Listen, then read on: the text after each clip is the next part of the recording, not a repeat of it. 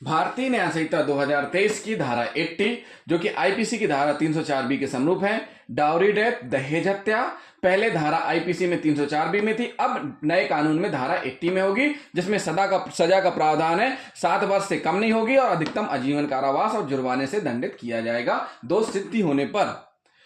ये जो धारा है दहेज हत्या, ये संज्ञेय अपराध है, इसमें एफआईआर दर्ज की जाएगी। असंज्ञेय अपराध नहीं है, जमानती अपराध नहीं है, अजमानती अपराध है। पुलिस बिना वारंट के इन्वेस्टिगेशन के दौरान आरोपी को गिरफ्तार करेगी। शमनीय मामला नहीं है, अशमनीय है। विचारण, इसकी सुनवाई न्यायालय में किस कोर्ट में चलेगी, किस न्यायालय में चलेगी? सेशन न्यायालय में चलेगी। और चालान पेश अवधि 90 दिन, यानी जब आरोपी जेल में निरुद्ध होता है उसमें चालान पेश की अवधि कितनी रहेगी? 90 डेज। जो मर्ग कार्रवाई होती है, नक्शा पंचायतनामा मर्ग कार्रवाई, ये कार्यपालिक मजिस्ट्रेट के द्वारा की जाती है और विवेचना डीएसपी स्तर के अधिकारी के द्वारा की जाती है।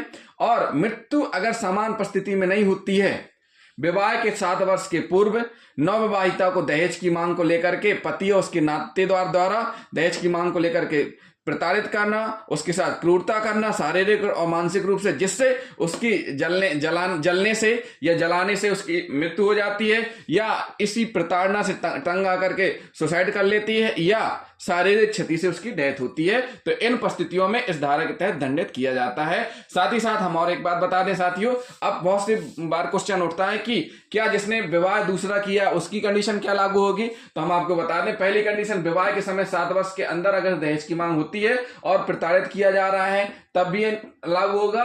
और तलाक के बाद महिला अगर दूसरा विवाह कर रही है तो जिस तारीख से विवाह दूसरा हो रहा है उसका उस तारीख से भी 7 वर्ष तक अगर के अंदर उसको प्रताड़ित किया जाएगा तो नवविवाहिता की श्रेणी में आएगी। अन्य परिस्थितियों में भी अगर उसने दूसरा विवाह किया है तो वो भी नवविवाहिता की श्रेणी में आएगी। 7 वर्ष तक नवविवाहिता कहलाएगी।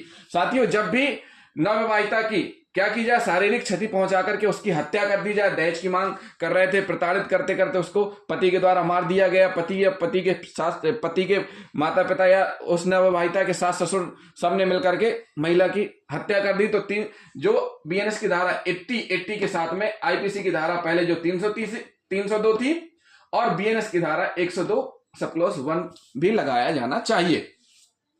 देखिए, मर्डर की धारा कौन सी पहले थी? 302 थी। अब क्या है?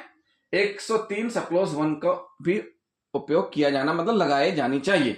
अगर मान लीजिए प्रताड़ना से तंग आकर के नवविवाहिता ने आत्महत्या कर ली, तो ऐसी स्थिति में आईपीसी की धारा 306 पहले थी, अब बीएनएस की धारा 108 है, ये भी लगाई जानी चाहिए। अगर स्त्री धन जो है लेकर के आई थी नवविवाहिता, उसका स्त्री धन अगर बेच दिया गया है पति और पति के नातेदार द्वारा, तो आईपीसी की धारा 406, लेकिन अब बीएनएस की धारा 316 सब क्लॉज 3 भी लगाई जानी चाहिए। साथ ही साथ दहेज प्रतिषेध अधिनियम भी लगाया जाना चाहिए। तो जिन साथियों ने अभी तक हमारे चैनल को सब्सक्राइब नहीं किया है, हमारे चैनल को जरूर सब्सक्राइब कर लें और वीडियो को लाइक और शेयर करना ना भूलें। साथ ही साथ कमेंट भी करते जाएं। थैंक यू साथियों।